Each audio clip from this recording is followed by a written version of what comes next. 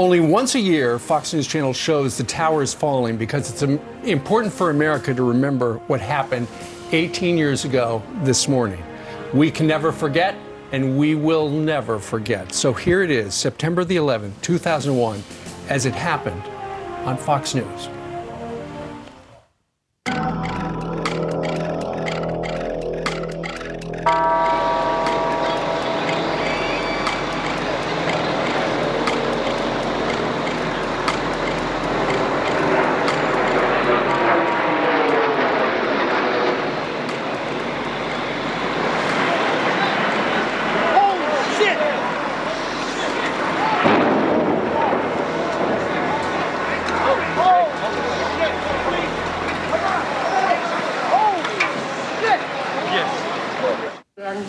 Contact with Marcelo. Go to the Trade Center. I believe this is happening. We have a very tragic alert for you right now. An incredible plane crash into the World Trade Center here at the lower tip of Manhattan. It's believed a 737 has crashed into this speculation at this point, but at least 3 floors taken out, crashed into the side of the building. Joining us right now, one of the producers with Fox Report, Owen Mugen on the scene. Owen, what do you know? What do you see? Where are you? Yeah, Brian, I'm on the roof of my building, which is about 5 blocks to the south of the World Trade Center. I'm looking right now at the World Trade Center. There's a massive gaping hole on the second tower. It's about 15 stories from the roof. It's just unbelievable to look at. I seen that jet go right in. You can just see it right now. You can see emergency vehicles tearing south on the West Side Highway, heading towards the scene. There are tons of people in the streets. There are papers, things fluttering out. I can't see any evidence of what it was that could have crashed.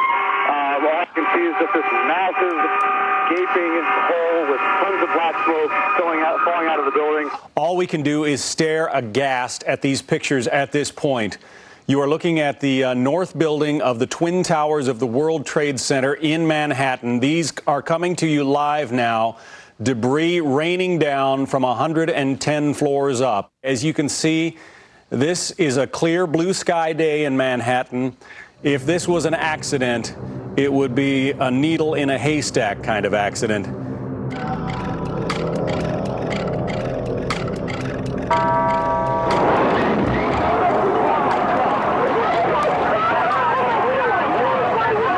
There was another one. We just saw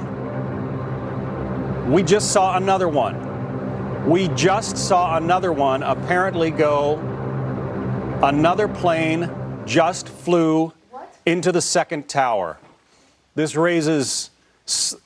has to be deliberate, folks. We just saw on live television as a second plane flew into the second tower of the World Trade Center. Now, given what has been going on around the world, some of the key suspects come to mind. Osama bin Laden. Who knows what? Eric Shawn is with us. Eric, I know you have a lot of sources at the FBI and other agencies like that. What can you tell us? Well, first, I apologize for being out of breath because I was walking down Fifth Avenue, which is close to our studios, and I heard a jet, perhaps a 737 or a small Airbus, flying low, unusually low over Fifth Avenue, making a right. I'm not going to say, I don't know, I don't have any reports on what type of plane hit the World Trade Center, but people looked up and it made a right toward the building. Nice and orderly, nice and orderly.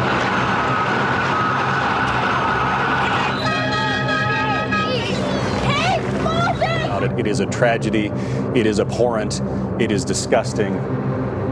But I'm wondering, are these pilots terrorists themselves? Are there terrorists in the cockpit who are holding guns to a pilot's head? Did they?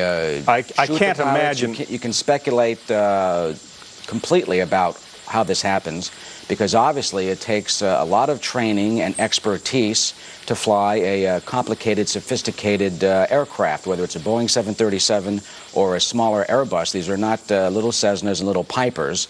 So you have to wonder and raise what possibility there is with the type of scenario that was going on in the cockpit. Our Wendell Goler is at the White House, make that Sarasota. He is traveling with the president. Wendell Goler, what's the reaction from the president?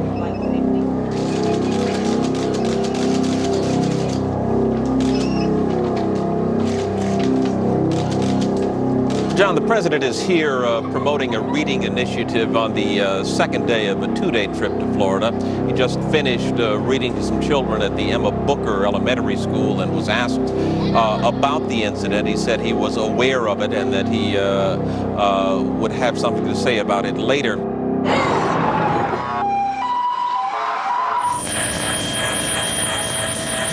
Let's bring in David Lee Miller, our correspondent. He has an eyewitness with him. David Lee, what can you tell us? Good morning, John. I'm a few blocks from the World Trade Center right now. As you would expect, all the roadways are pretty much cut off. The only way to get near the buildings is on foot right now.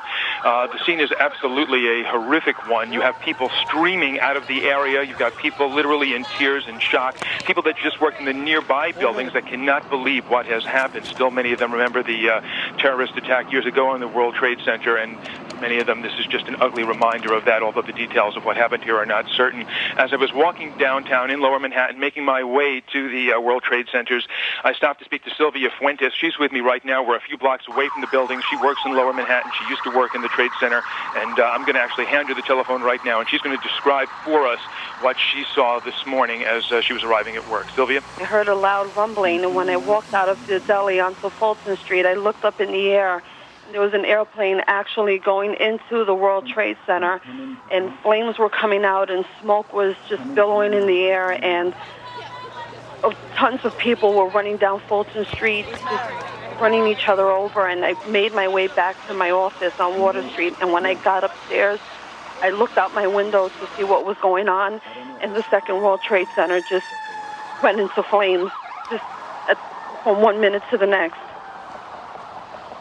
Sylvia, thanks for that eyewitness report. When we saw that second plane slam into the second tower intentionally, quite clearly, you got to believe this is a terrorist attack. Harvey Kushner is on the line with us. He's a frequent guest of ours and a terrorism expert. Harvey, is it too early to speculate about suspects? One thinks only that this could be the most horrifically planned incident, in the annals of terrorism against the United States. Think about it. I mean, you look outside the Fox studios. Look how clear it is. I mean, how could you miss the trade towers? I mean, not just one, but two planes. Well, and it brings to mind, everybody hates those metal detectors at airports, and everybody makes passing through them almost a joke these days. But clearly, it seems that something is going to change if you can make this kind of statement and kill as many people as are likely to be dead in this kind of scenario. Yeah, John, we're talking about terrorism. No matter how this turns out, this is going to be a day that's going to live in infamy. And, it's going to cause changes in terms of, if it turns out that terrorism in terms of security like this country has never seen before. President Bush is about to speak. He's in Florida. That was what was supposed to be a joyous event at an elementary school. Let's listen in. Today we've had a national tragedy. Two airplanes have crashed into the World Trade Center in an apparent terrorist attack on our country. I have spoken to the Vice President, to the Governor of New York, to the Director of the FBI, and have ordered that the full resources of the federal government go to help the victims and their families, and to conduct a full-scale investigation to hunt down and to find those folks who committed this act. Terrorism against our nation will not stand. And now, if you join me in a moment of silence.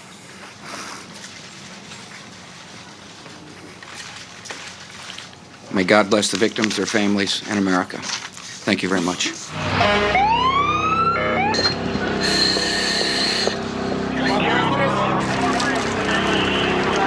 We are going to be looking at an enormous death toll. 50,000 people work in those two buildings. Sergeant Churchill on here. John Fund from the Wall Street Journal is on the phone with us. John, were you in the area when the planes hit? I was across the street in my office building. What did you see? What did you hear? I heard an incredible sonic boom, and looked up, and there were already much smoke and flames pouring out of the building. And about 15 minutes later, of course, the second sonic boom, which of course would have been the second tower and the second plane. What about injuries, John? Well, can you tell us? The most terrible and heartrending thing about this is, about 15 minutes ago, bodies started dropping from the top floors of the tower closest to the highway, about at least 5 or 6, and it was absolutely terrible. Obviously, they had two choices: to be burned in flames or to leap and end it all. It was quite tragic.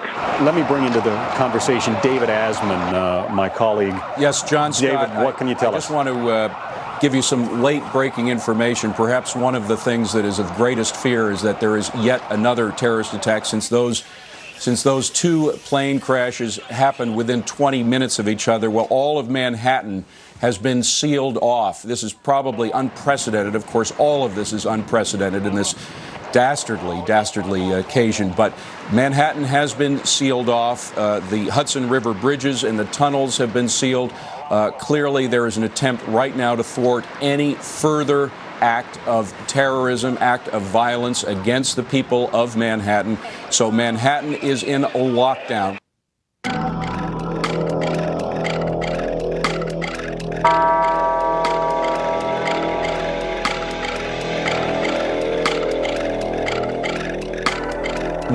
We are hearing right now of another explosion that has taken place at the Pentagon.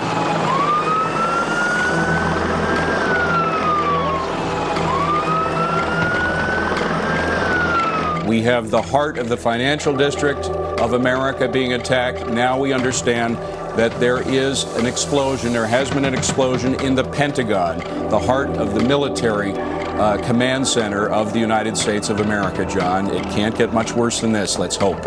You gotta believe that it has happened again. Another large airliner, perhaps hijacked, perhaps part of some widespread plan, apparently slamming into at least the area around the Pentagon. They have not struck at America.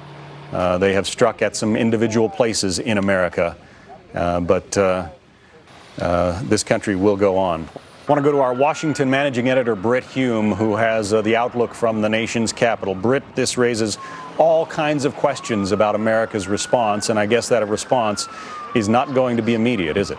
Well, whether it is immediate or not, the one thing I think we are seeing, John, is this series of evacuations from various buildings around Washington.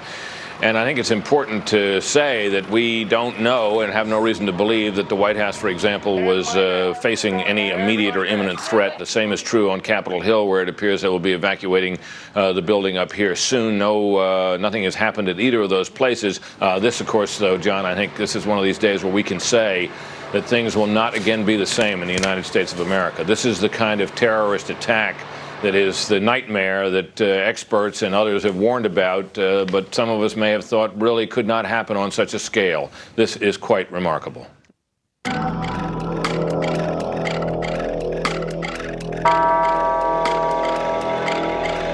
As we watch these pictures, the World Trade Center, 110 stories, literally starting to fall.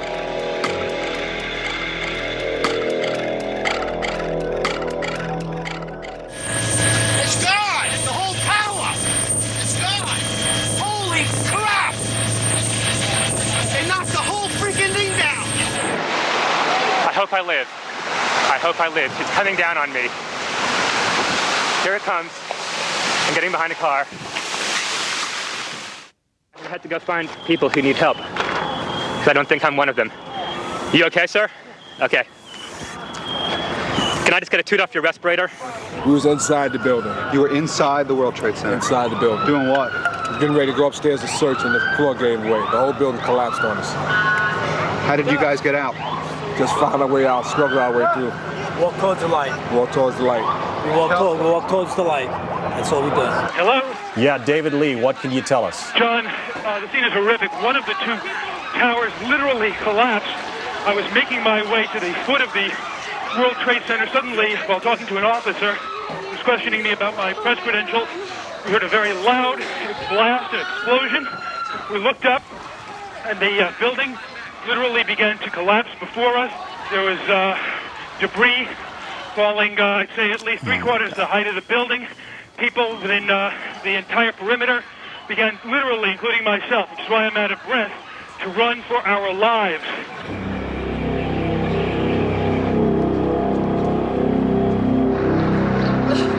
Those steel girders, strong as they are, had a lot of weight to support, and apparently, I'm not a structural engineer, but I'm just guessing now that they gave way. The loss of life here is going to be enormous. May God help those who are there, and the victims and their families, and all the souls that are lost today.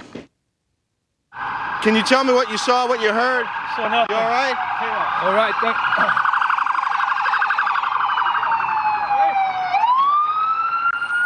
Look at this guy. Unbelievable. Unbelievable. This poor woman. Wow.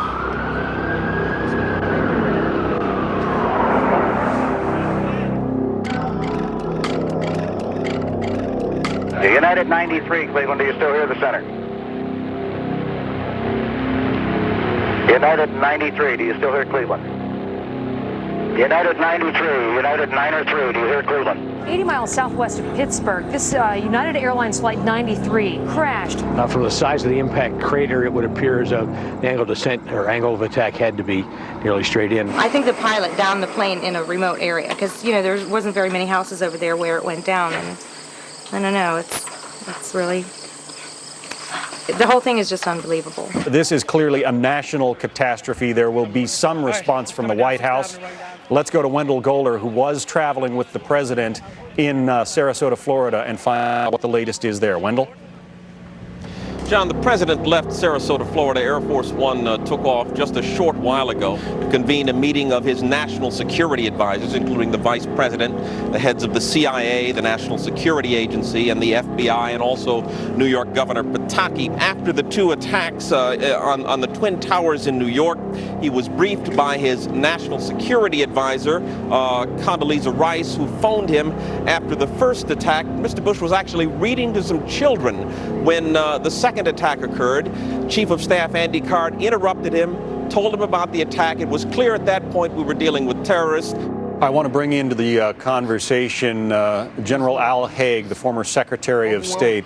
General Haig, at a time like this, how does America respond prudently, with the proper amount of caution, and yet with whatever force needs to be applied? Well, first we have to know the full limits of this tragedy, and it's unprecedented, of course. But we have to stay above all united and calm and ready to take resolute action, which sometimes we have failed to do in the recent past, when the perpetrators are uncovered, and we have many, many indicators of precisely who they are. This was too broadly based a terrorist act to be just a few crazies. This is a terrorist movement, and we know where they're located today. And obviously, as a nation, we're going to have to take action against them. Oh, there it goes, there it goes, there it goes, there it goes. Oh. When it comes down, we're... All right. We do need to put it down now. I think we need to put it down now. Here we go.